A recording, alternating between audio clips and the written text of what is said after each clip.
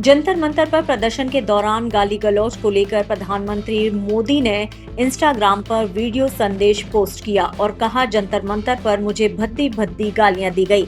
कुछ शरारती बच्चों ने मुझे और मेरी स्वर्गीय माँ जी को गालियां दी। ये गुमराह बच्चे हैं और इन्हें माफ करना चाहता हूँ। मैं बच्चों को कोर्ट के चक्कर नहीं कटवाना चाहता।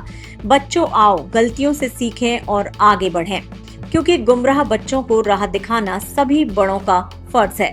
जबकि प्रधानमंत्री की इस पोस्ट पर सपा नेता अखिलेश यादव ने कहा, जो नई राह के हमराही हैं, ये ना समझो वो गुमराह ही हैं। हाय फ्रेंड्स, आज तो मन करता है बस आपसे ही बातें करूं। जंतर मंतर पर जो कुछ भी हुआ देश और दुनिया ने देखा है। कुछ शरारती बच्चों ने भद्दी भद्दी गालियां बोली, किसी भी सभ्य समाज को शोभा न दे ऐसे शब्दों का प्रयोग किया। मुझे तो गालियां दी गई, मेरी स्वर्गीय माता को भी गालियां दी। न जाने कितना भद्दा स्वरूप था। लेकिन मैं आज बात करना चाहता हूं कि बचपन में गलतियां होती हैं और बचपन में गलतियों से सुधरने का अवसर भी होता है और यही तो बचपना है। और इसलिए मैं समाज के अंदर जो आक्रोश है उसको भली भांति समझ सकता। एक कल्चरल शॉक है कि हमारी बेटियां इस प्रकार की भाषा कैसे बोल सकती। लेकिन समय है इन बच्चों को गले लगा करके राह दिखाने का। दिल्ली के जंतर मंतर पर आज साधु संत धरने पर बैठे। ये धरना शुक्रवार को संसद भवन में सांसद पप्पू यादव के भगवा रंग के कपड़ों में साधु संतों की वेशभूषा में पहुंचने और दान पात्र लेकर परिसर में चंदा मांगने और दान पात्र को लेकर भागने के दृश्यों को प्रदर्शित करने को लेकर बैठे हैं।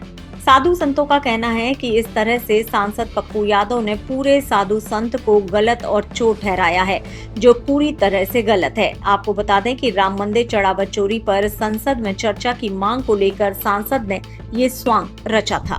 कांग्रेस के संगठन सृजन अभियान के तहत आज राहुल गांधी ने तमिलनाडु कांग्रेस के जिला अध्यक्षकों के साथ बैठक की। इस बैठक में कर्नाटक कांग्रेस के कई वरिष्ठ नेता शामिल हुए। बैठक में आगामी चुनाव की तैयारी को लेकर अहम चर्चा हुई और रणनीति तैयार की गई। वैसे भी इन दिनों चल रहे संसद के मॉनसून सत्र में कई मुद्दों को लेकर राहुल गांधी सुर्खियों में हैं।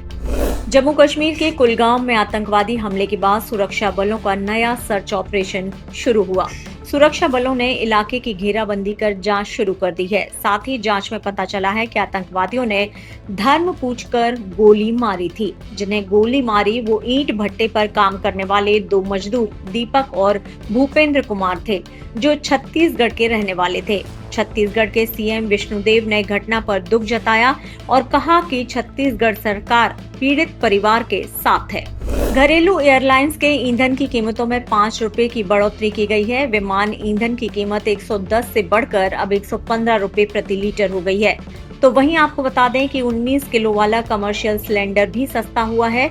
दिल्ली में 202 रुपए और कोलकाता में 209 रुपए तक सस्ता हुआ है। जबकि घरेलू एलपीजी सिलेंडर की कीमत में फिलहाल कोई बदलाव नहीं हुआ है। आपको बता दें कि मिडिल ईस्ट में जारी तनाव के बीच एलपीजी गैस को लेकर दिक्कतें आ रही थी और सिलेंडर मिलने में मुश्किलों के बीच दामों में इजाफा किया गया था। अब हालात सामान्य होते ही एलपीजी सिलेंडरों के दामों में कमी शुरू हुई है। अब देखना होगा कि घरेलू एलपीजी सिलेंडर की कीमत में कब तक और कितनी कमी आती है। AD news Mumbai.